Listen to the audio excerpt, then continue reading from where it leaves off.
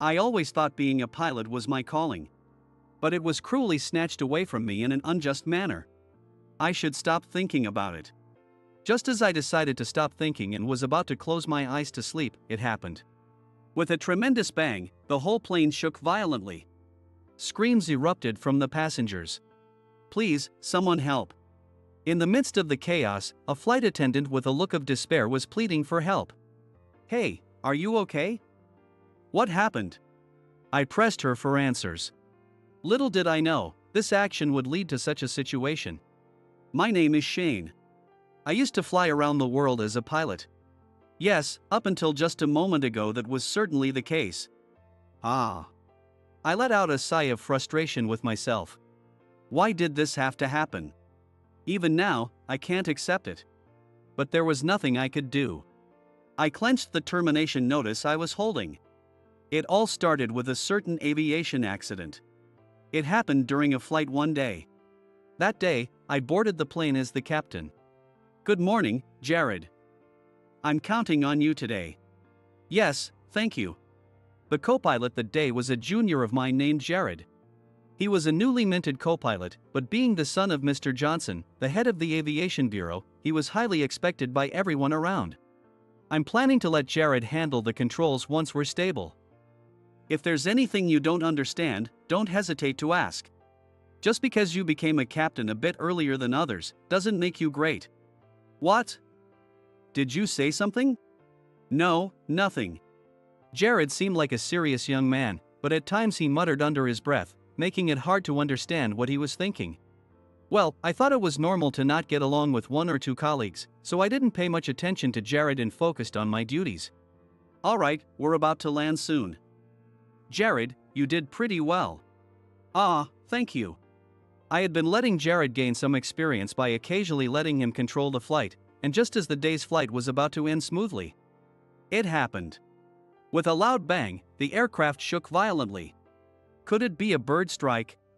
A flock of birds appeared in my field of view. I quickly assessed the situation and gripped the control stick. "Jared, contact the air traffic controller. It's a bird strike. The engine is damaged. Ask for guidance to a possible landing spot." I tried to remain calm as I gave out instructions. "Okay." Jared's face turned pale, but he managed to follow my instructions. It's not surprising. Accidents like this rarely happen. Jared, don't panic. This is the time to stay calm, observe your surroundings, and assess the situation.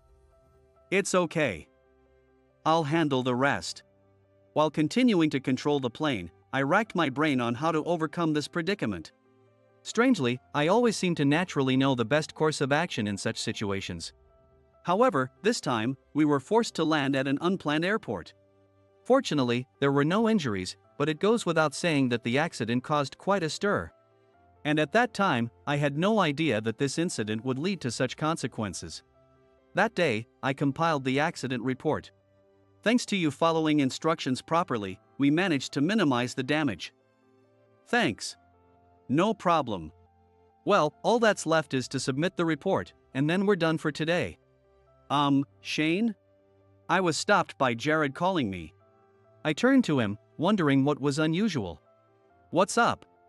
Well, I'll submit the report. I have some other business over there too. Okay. Got it. I appreciate it. Yes. Leave it to me. Excuse me then. Saying this, Jared left. I could say that my action at that moment made it all go wrong. The next day, I was wrongfully accused. Wait. There must be some mistake. I don't remember submitting such a report. No one would listen to my desperate plea. The contents of the report I submitted the day before had been tampered with by someone.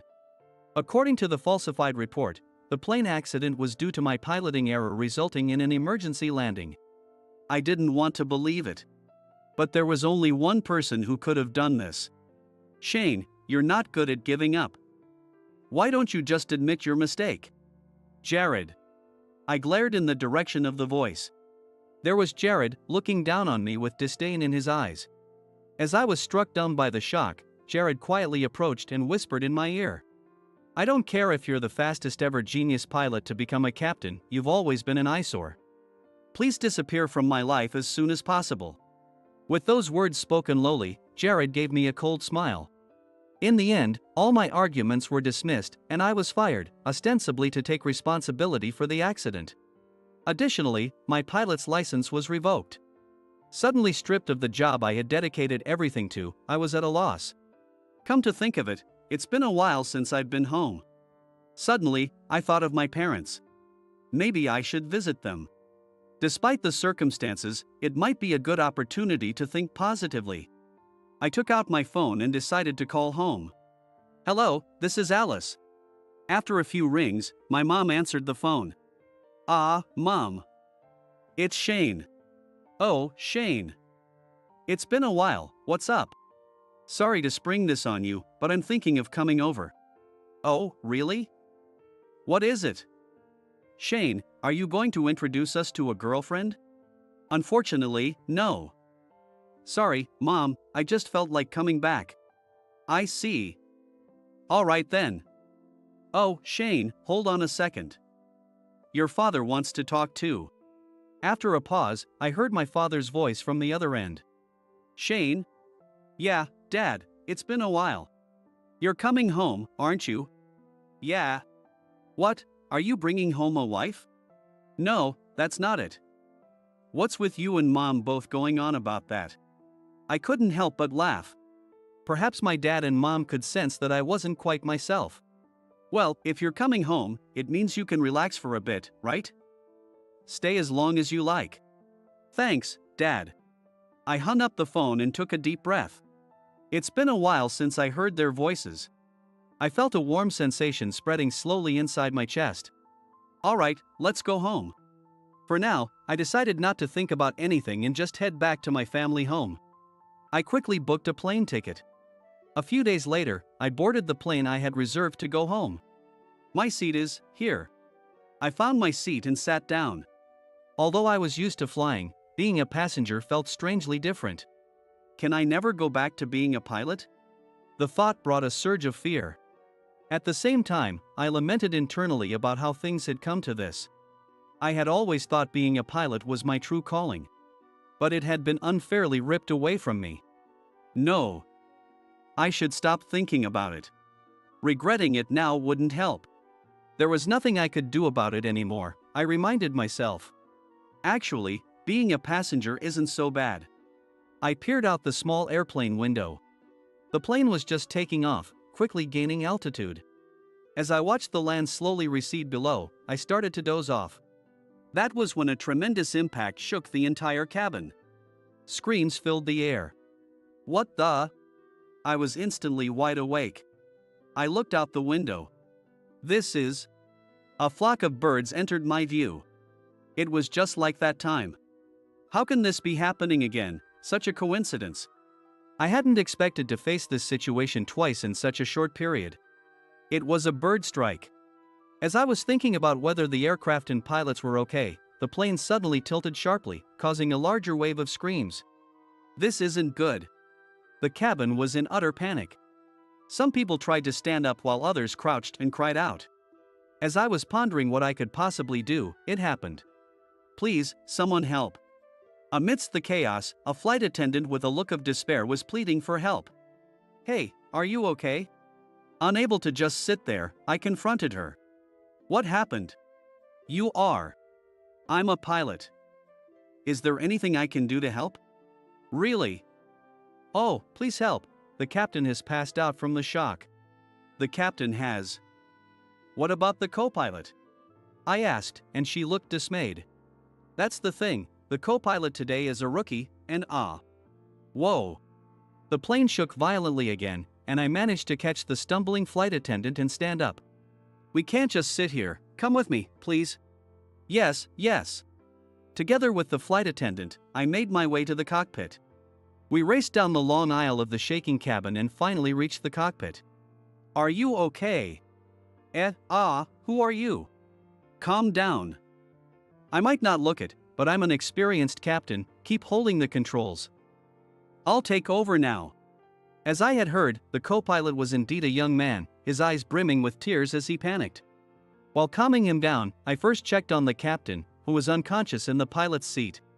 Good, he has a pulse and he's breathing. It seemed the captain's life was not in danger. After checking on him, I addressed the young co-pilot. Swap with me. You contact the control tower. Request an emergency landing. Can you do that? Yes, yes. I took over the controls from the co-pilot. I never thought I would be handling these controls again, yet they fit comfortably in my hands. It's okay, I will save everyone. I had lied about being a pilot. After all, I no longer had that qualification. But I couldn't just stand by. I was here to save the lives in front of me once again. Permission for emergency landing granted. Understood. Hey, can you make the announcement to the passengers? We're starting the landing approach. Yes, yes. Slowly, the aircraft began to respond to my commands. I aimed for the runway where we were cleared to land and started the landing procedures. I don't remember much of what happened next. I was completely focused. When the airplane touched down on the runway and finally stopped, cheers and applause erupted from the passengers. Phew, that was a bit tense. I released the control stick I had been gripping tightly. My shirt was soaked with sweat. The plane had landed safely. Fortunately, there were no injuries among the passengers, and after evacuating them, we managed to get the injured captain into an ambulance and I could finally take a breath. It's finally over. Excuse me. I turned around at the voice from behind. There stood the flight attendant and the young co-pilot from earlier. Oh, you are? Yes. Thank you so much. You saved all the passengers, the captain, and my brother and me too. Eh? Your brother? Yes, that's me. She's my sister and, oh, I forgot to introduce myself. I'm Michael. As he spoke, the young co-pilot handed me his business card. I am Claire, his sister. Thank you so much for your help. May I ask your name? As I took their business cards, I hesitated. They are both former colleagues of mine, so to speak. Naming myself might complicate matters. As I debated whether to reveal my identity, Michael looked intently at my face, then suddenly seemed to recognize something. Sorry if I'm mistaken, you're Shane, right? Yes, what, you knew? Of course. Oh, I'm actually a fan of yours. I've always admired you, Shane. Becoming a pilot like you has been my dream. I really look up to you. Haha, is that so? Thanks. But if you know about me, you know, right? I'm no longer Shane. Michael started to say something with a hint of sadness, glanced at his sister Claire, and then they both nodded slightly. Shane, there's something we'd like to tell you. What is it? What happened? Well, ever since you left the airline, there's been quite a stir among your peers. A stir? People are saying that maybe you were framed. I still can't believe it, that you made a piloting error. That is. Excuse me for interrupting. Just then, a man called out from a short distance away. As I looked up, the man approached, displaying a police badge. After studying each of our faces in turn, he focused on me. You're Shane, right? Yes. My name is Aaron. May I have a word with you? Aaron, the officer, had a friendly, fatherly demeanor. Still a bit wary, I nodded at him. Yes, sure. Thank you for cooperating. Just want to ask about what happened in the plane earlier, and you too, Claire and Michael. Yes. Yes. Thank you. Now, if we could start. Aaron began to ask us in detail about what had occurred on the plane. After we finished explaining everything, he nodded, saying and tilted his head thoughtfully. Just one thing I want to confirm. Shane, your current job is. I'm sorry. It's true I was a pilot, but I've been stripped of my license. I wasn't supposed to be flying a plane. Lying wouldn't help. I decided to come clean about everything. Shane. May I speak? Claire looked at me worriedly, and Michael quickly interjected. About the incident earlier, if Shane hadn't taken over the controls, there's a high chance we would have crashed. It's my fault for being inadequate. If anyone is to blame, it's also on me. He was just a passenger on that plane and I asked him for help. He simply responded to that request. Claire added. Shane isn't at fault.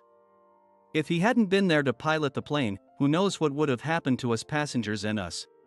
All right, calm down, everyone. Aaron said, looking a bit troubled, calming us down. Then, he paused as if thinking something over, and spoke up. If what you're saying is true, it would be wrong to punish Shane. It was an emergency situation involving human lives. Don't worry about that aspect, I'll take care of it. Really? Ah, thank you. But there's one thing that bothers me. As he spoke, Aaron glanced briefly at me. Why would a pilot as skilled as Shane have his license revoked? That is. Hesitating slightly, I looked towards Michael and Claire. Both seemed to have made some resolve, nodding firmly. I nodded back slightly and turned again towards Aaron. Aaron, may I tell you something? I decided to tell Aaron about the accident. I confessed everything to Aaron about the accident and the subsequent issues with the report. And so, the report I wrote was tampered with. I see, so there's darkness in the upper echelons of every world, huh? Aaron, who had listened to my story in silence, frowned thoughtfully. Michael and Claire approached him as if clinging to hope. I knew it. So the rumors were true. Aaron, can the police just leave this matter alone? Aaron, can you investigate this matter? Well, it gets quite complicated when the upper levels are involved. From Aaron's reaction, it seemed delving deeper into this issue might indeed be dangerous. I raised my hand to Michael and Claire, urging them to calm down. Both of you, it's okay. But Aaron, if you can, please keep an eye out so this doesn't happen again. Wait, Shane. This time, Aaron interrupted, extending his arm decisively. He then nodded as if making a decision. Shane, I promise to do everything I can regarding this matter, but you'll have to cooperate with any inquiries or provide information. Of course. You two as well. While saying this, Aaron gave a slight smile, trying to lighten the mood. Afterward, as promised, Aaron actively investigated the incident. As evidence of his efforts, I, being directly involved, was questioned repeatedly by various people. As I have stated from the beginning, the accident was not due to a piloting error but was caused by a bird strike, as I had written in the report. How many times had I repeated this testimony?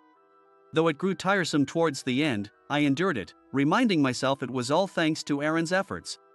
Finally, my claims were acknowledged, and the co-pilot at the time, Jared, who had manipulated the information, was revealed and dismissed.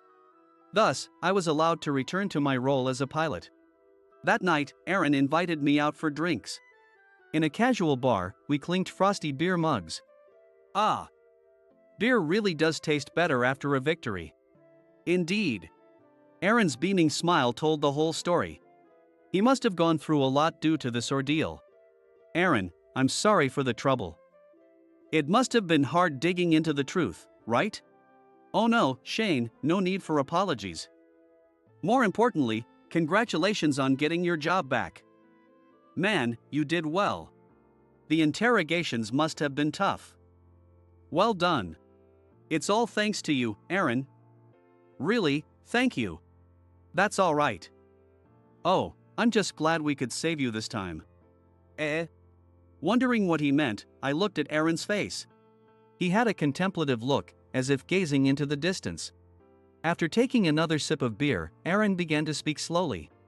I had a story from the past. I had a subordinate I particularly looked out for. A man with an upright character, just like you. And him now. He quit, just like you, he was made to take the blame for something he didn't do. That's tough. At that time, I couldn't defend him. Being part of the organization, I couldn't go against the orders from above. I still regret that moment. Aaron finished the remaining beer in his mug and turned to face me. It seems I was projecting him onto you. That's why I wanted to help this time. Sorry, did I cause you trouble? Not at all. Is that so? Then I'm glad. Aaron smiled broadly, beer foam still clinging to his lips, which made me burst out laughing involuntarily. Aaron, you've got foam on your lip. Ha, my bad. You're still drinking, right? Excuse me, another round of beers, please. Aaron called out cheerfully. That day, I spent a delightful evening drinking to my heart's content with Aaron. Everything had been settled, and it was only some time later that I finally regained my peace of mind. In the end, I didn't really get to relax much, huh? Afterward, I did go back home as planned, but I couldn't stay for long.